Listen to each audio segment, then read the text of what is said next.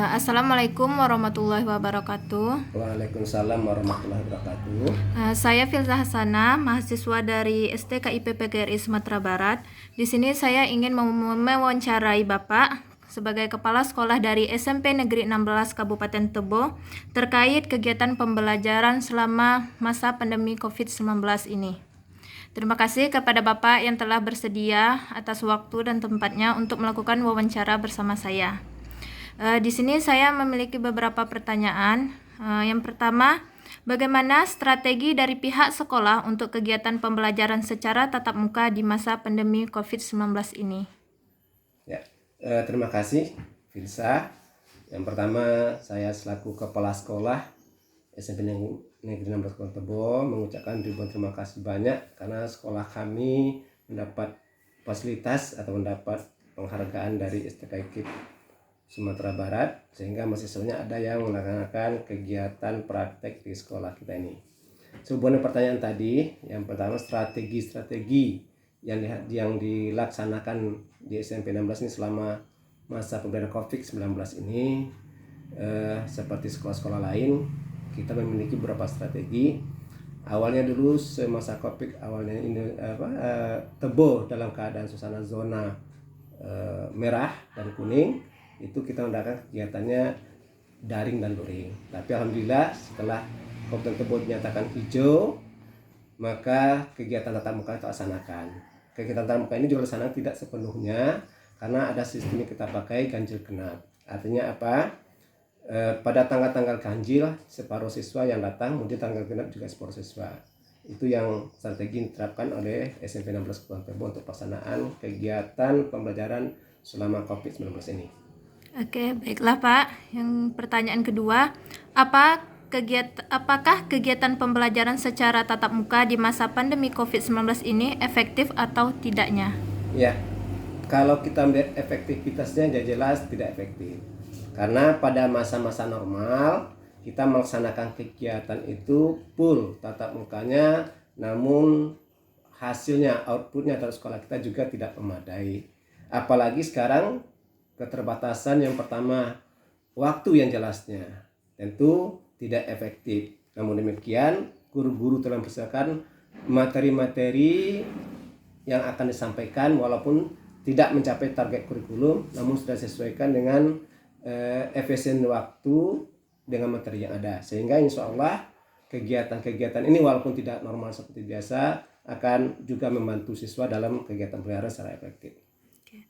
Pertanyaan ketiga, apa kendala yang dihadapi pihak sekolah dalam kegiatan pembelajaran secara tatap muka di masa pandemi COVID-19? Ya, terima kasih. Untuk kendala-kendala yang pastinya setiap kegiatan, setiap apapun rencana kita tentu ada kendala dan masalahnya. Termasuk kegiatan pembelajaran semasa COVID-19 ini.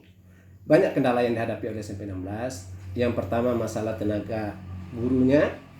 Gurunya harus dan dipaksa tidak mencapai target kurikulum. Dan tidak semua materi bisa tercapai dengan baik. Yang kedua, alokasi waktu. Yang tadinya untuk tingkat SMP alokasi waktu per mata pelajaran atau per jam pelajarannya 40 menit, sekarang menjadi 30 menit. Ini jelas ada kendala yang guru menyampaikan. Kita mengingat bahwa kegiatan yang 40 menit sudah diatur sedemikian rupa juga tidak tercukupi waktu untuk pembelajaran. Apalagi terhadap orang tua. Orang tua di daerah kita ini ya boleh saya katakan minim sekali perhatian pembelajaran anak di rumah. Sehingga anak yang belajar waktu sekolahnya dikatakan mereka di ganjilnya, yang waktu genap dia pulang di rumah belajar sendiri, itu juga tidak efektif untuk anak-anak bisa belajar. Jadi sehingga waktu belajar anak hanya 3 hari dalam seminggu. Kira-kira itu kendala yang dihadapi oleh SMP 16. Baik Pak. Pertanyaan keempat, bagaimana upaya yang dilakukan oleh pihak sekolah dalam menanggulangi kendala atau masalah yang dihadapi dalam kegiatan pembelajaran secara tatap muka di masa pandemi COVID-19? Ya, SMP 16 Kabupaten Tebo ini selalu berupaya sesuai dengan visi dan misi yang ada meningkatkan pelayanan kepada masyarakat termasuk kepada mutu pembelajaran. Oleh sebab itu kami mencoba di SMP 16 ini beberapa macam upaya. Yang pertama, memanfaatkan teknologi yang ada. Karena sekarang kita tahu semua teknologi sudah canggih semua. Insya Allah SMP 16 juga menggunakan dalam kita pembelajaran dalam masa COVID-19 ini. Contohnya kita sudah kemarin sosialisasikan dengan masalah kelas maya dan juga menggunakan sosial lain seperti WhatsApp dan Classroom dan sebagainya. Ini upaya-upaya yang dilakukan oleh SMP 16. Tidak hanya seperti itu, terhadap gurunya pun kita adakan berbagai macam kegiatan-kegiatan workshop, baik secara online maupun secara luring kita tetap laksanakan, sehingga guru-guru banyak yang telah mengikuti kegiatan pembelajaran dalam masa COVID ini dalam mengikuti webinar-webinar atau kursus khusus yang dilaksanakan secara online berbagai instansi di negara kita ini. Nah, SMP 16 juga tidak ketinggalan seperti itu melaksanakan kegiatannya. Itu yang dapat upaya-upaya yang kami coba lakukan, karena saya yakin kalau tidak pandai guru memanage materi yang akan disampaikan dan waktu yang ada, jelas kemungkinan materi itu tidak akan sampai kepada tujuan yang disampaikan, yaitu. Baik Pak, yang terakhir, apa harapan pihak sekolah untuk kegiatan pembelajaran ke depannya? Terima kasih. Harapan semua kita yang hidup tentu punya harapan. SMP 16 juga punya cita-cita harapan yang tinggi. Yang pertama ya kita berdoa kepada Allah Subhanahu wa taala, semoga katakanlah bencana, musibah, pandemi COVID-19 ini cepat berlalu dari negara kita. Amin. Sehingga anak-anak kita dapat belajar seperti biasa normal kembali, dapat belajar seperti semula kala bergaul dengan teman-temannya. Di samping itu kita juga bisa mengambil hikmah dari seperti itu. Harapan kedepannya, semasa masa COVID ini kita dipaksakan oleh keadaan dengan cepat menggunakan teknologi yang katakanlah internet seperti itu.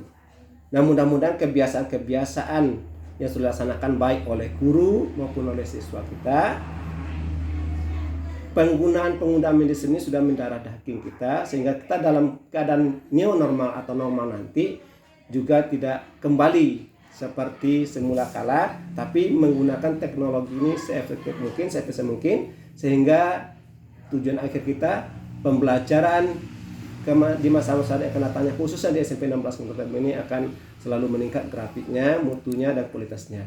Itu saja mungkin yang dapat saya sampaikan untuk harapan-harapan kami.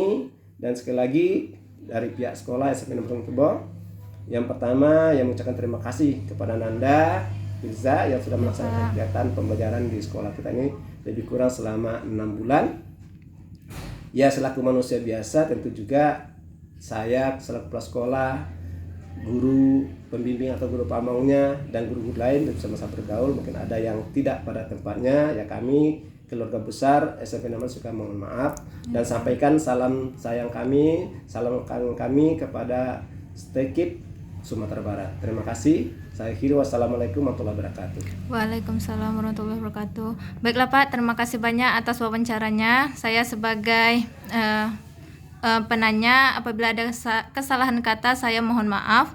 Saya akhiri dengan wassalamualaikum warahmatullahi wabarakatuh. Waalaikumsalam warahmatullahi wabarakatuh.